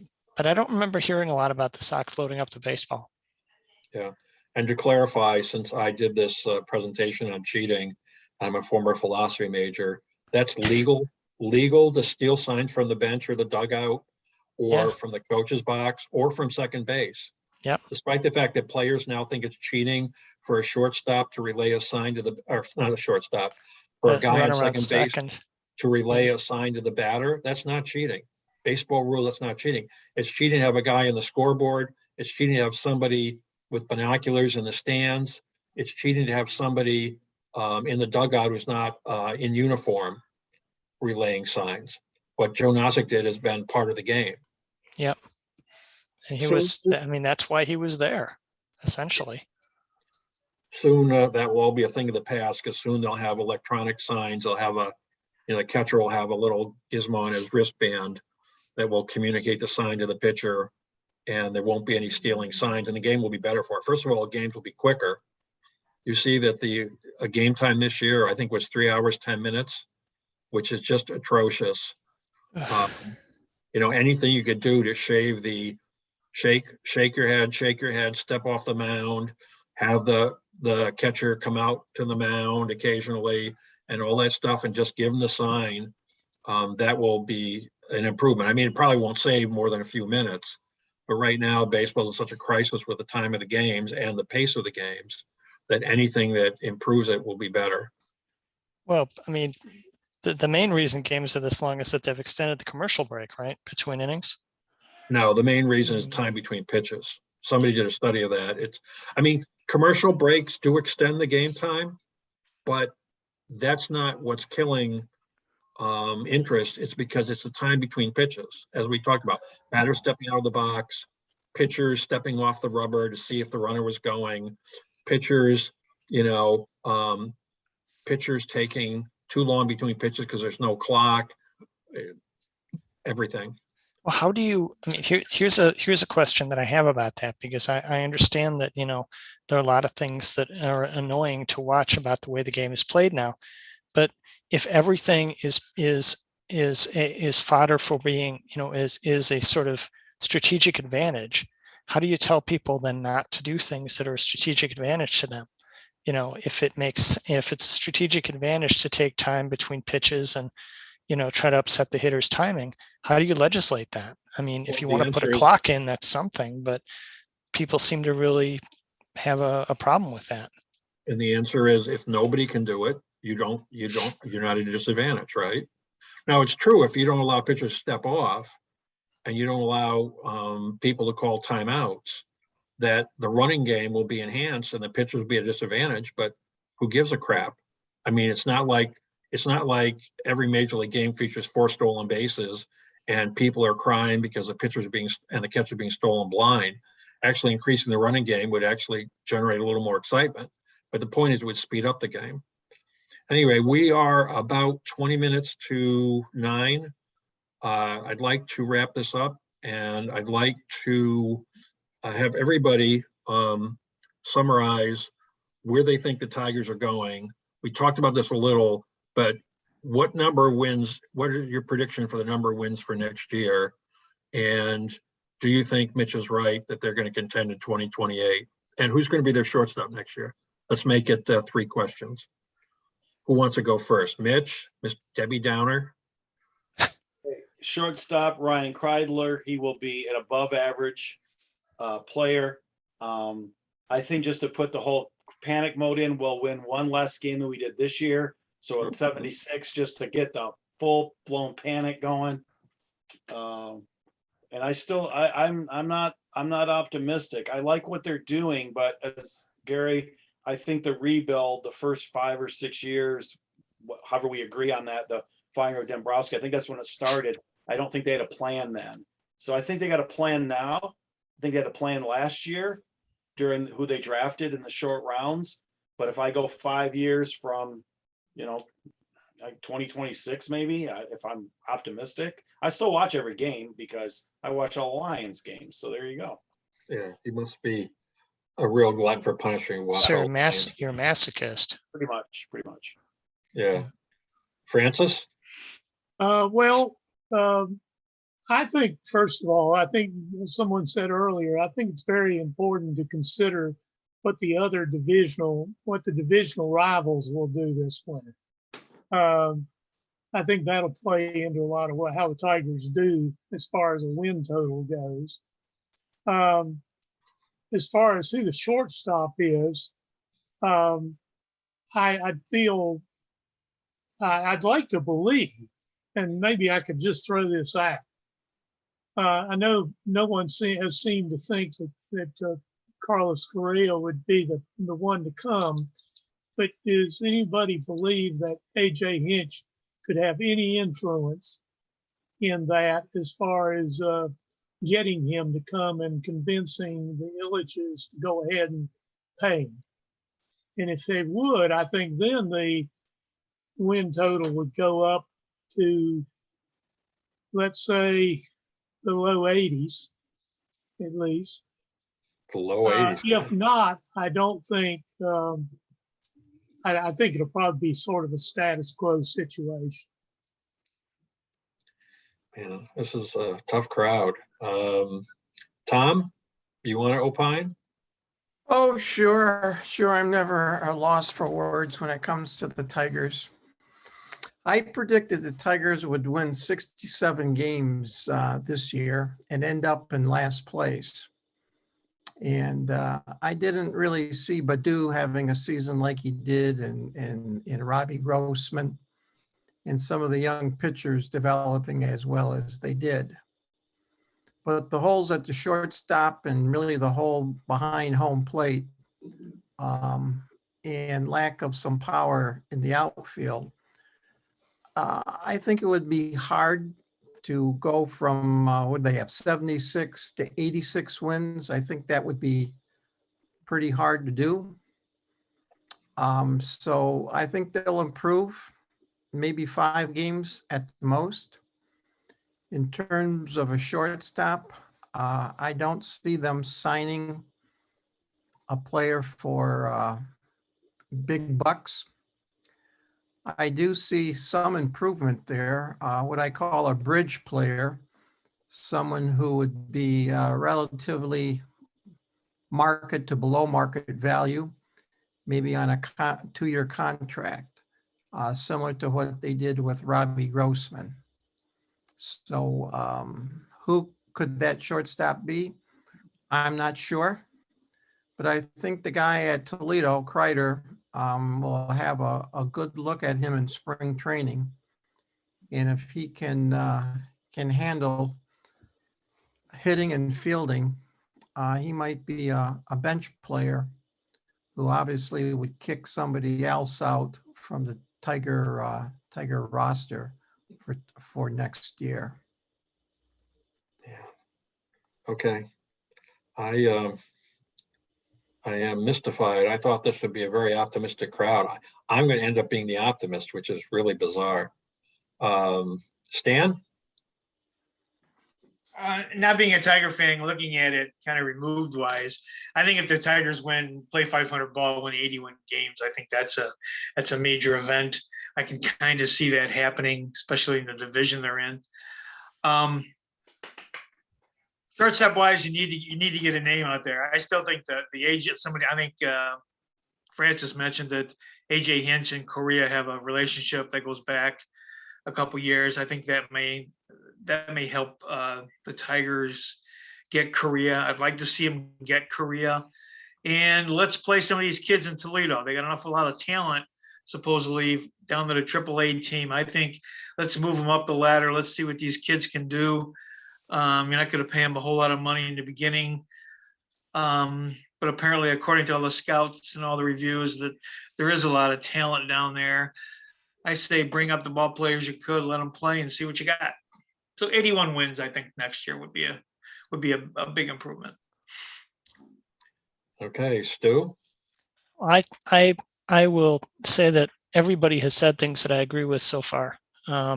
I guess I come down around where Stan does, maybe 80, 81, 82 wins.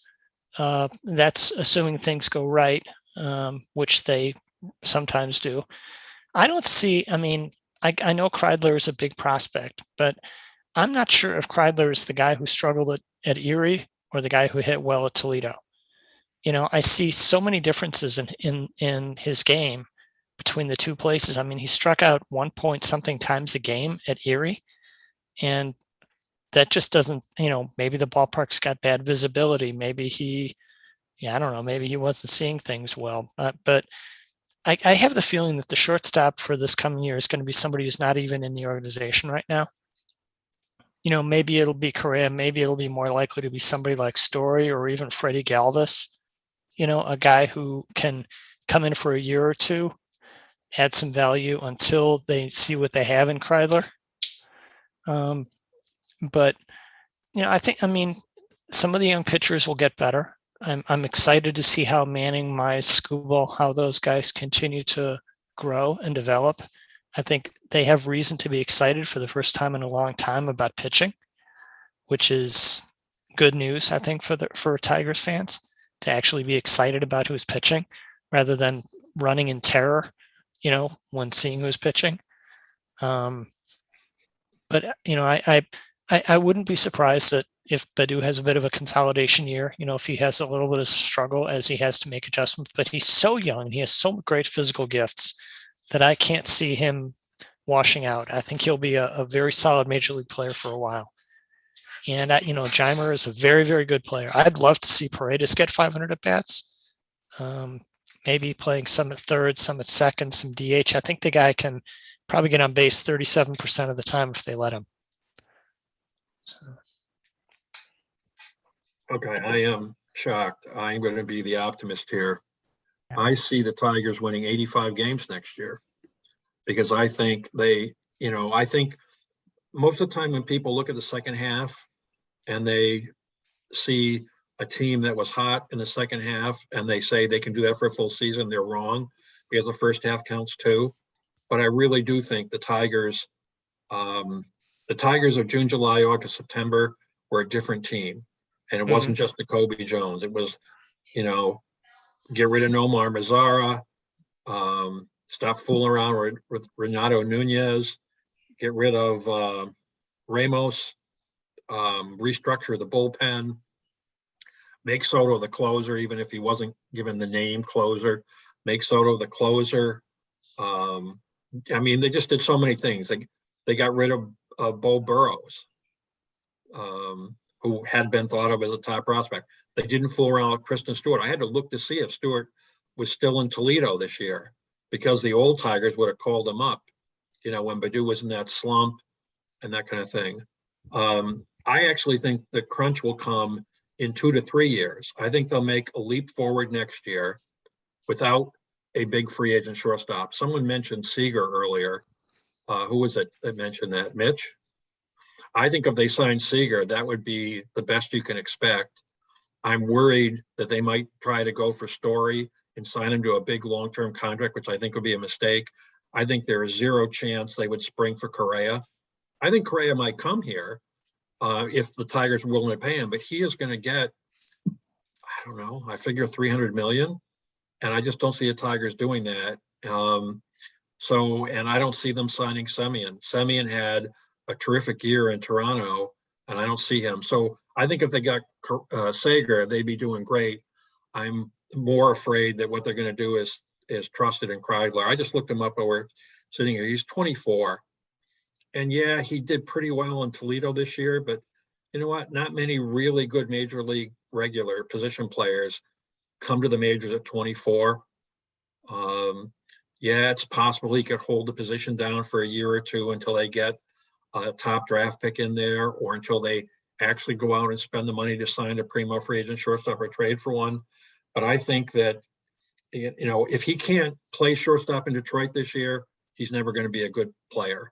And maybe he's a utility player down the road, but he, you know, the time is now for him. And as Stu said, it's really unclear how good he is. But I see them making a big leap forward next year because Mize will be better, Scuba will be better, Manning will be better. They won't. They probably won't have Matthew Boyd for the AL hitters to kick around. I know Boyd pitched well the first 5 starts, but he did that before. I remember in 2019, Dan Dickerson kept saying over and over again that Matthew Boyd had he didn't even turn the corner. He had like turned the corner and run down and driven down, you know, a mile down the street. And then he was one of the top, I think he said 5 starters in Major League Baseball. Everyone, you know, respected him. And the guy's been dog meat pretty much since then. But he's a good guy, and, you know, they keep hoping. I think they'll have a better starting staff, and I think Torkelson and Green are the real deal. You know, people are thinking Green will make it out of spring training. I think he's got to hit like 350 in spring training and not make, you know, and field well, because the Tigers have such a huge incentive to keep him in Toledo for 6 or 8 weeks for the because of arbitration eligibility. Now the union is supposedly going to try to legislate that in the new collective bargaining agreement, but I don't think there's any chance they're going to get anything in there that the clubs can't work around. So I predict Green will be up mid to late May, maybe early June. He is the real deal. You know, where Avila talks about getting another bat, maybe an outfielder. I'm thinking, why? If Baddoo can hold down a job, even as an average major league regular, and you have Robbie Grossman for 1 more year, and you got Riley Green in the wings, and you have Victor Reyes, and I'm not a fan of Victor Reyes. I think he's at best a 4th outfielder, more likely a 5th outfielder, but he does have some talent. And I think Derek Hill has talent in the right role, maybe a platoon role, 4th outfielder, he could contribute. And then Torkelson. Torkelson is, you know, he is like a cleanup hitter for the next 10 years. So I think this year they make a leap forward, but then without a shortstop, and if either Torkelson or Green falters, or they don't spend the money to pick, you know, they keep talking about how the club's future took this huge hit when Jake Rogers was injured. But I'm thinking, okay, at the start of the season, Jake Rogers was nowhere. Jake Rogers was persona non grata because of what happened last year. And now he's the future. Now, do I think he's better than the guys I got, including Haas? Did anyone ever look and see how Haas did the second half? He was terrible. Yeah, he did terrible. He was, at the end of the year, he's basically a 210 hitter with very little power and no on base. And it's not clear to me that he's going to be able to recover. He's at that age where I think that might be his level, and he might have had his Hurricane Hazel part of his career already. Hurricane Hazel. Yeah, well, Hurricane Haas. Yeah. I mean, guys have that, and they just, you know, when they have it at the end of a year, everyone gets all psyched out. But sometimes they have it at the beginning of the year. Look at Chris Shelton. Yep. Look at Red Pop. You guys remember Red Pop? Chris Shelton. They're putting up his thumb. I mean, guys can do that, and the league figures them out. If they can't adjust, they're nowhere. Yep. So I think they're going to make progress next year, but I think the crunch comes in 2 years, when, if they haven't solved their shortstop problem, either by having Kreidler become an average major league regular, or they haven't gone out and gotten a good shortstop, spent the money for a good shortstop, and of the key ones, I think Mize is going to be a great pitcher. Skubal, Manning, Green, and Torkelson. If more than one of them slumps or doesn't develop, they're in trouble. If all four of them are as good as predicted, they are in great shape, but I'm not counting on that. One of the lessons in Speier's books, and one of the reasons I enjoyed it so much, was just this constant repetition of prospect development. Even the top prospects, they develop in a non-linear fashion. You cannot say because they're in AA and tearing the cover off the ball this year, or because they have, they're completely overmatching the hitters in advanced Class A, that next year they'll do well in AA, and the next year they'll be in AAA for 6 weeks and then in the majors. It's non-linear. And they also talk endlessly about the adjustments in the majors. The Jackie Bradley Jr. stuff was really fascinating. He was at one point considered a better prospect and a better player than Mookie Betts. Think about that. And yet he was a better prospect. And for a brief period of time when Betts is struggling, he's a better player. And yet Bradley has found his level as a good defensive outfielder who's a sub-average hitter, whereas Mookie Betts is Mr. MVP. And that kind of unpredictability and nonlinear development, I think, is just going to upset the Tigers' cart. And unlike the Red Sox, I don't think they have the depth to overcome that. So they need to hit on basically every one of their guesses, unless Chris Ilitch is going to open his wallet and spend $500 or $600 million on guys, frontline pitcher, a bona fide major league catcher. I mean, look at Dingler's stats in Erie and tell me he's the catcher of the future. I don't see it. He might be. They think a lot of him, but so far there's nothing to recommend him.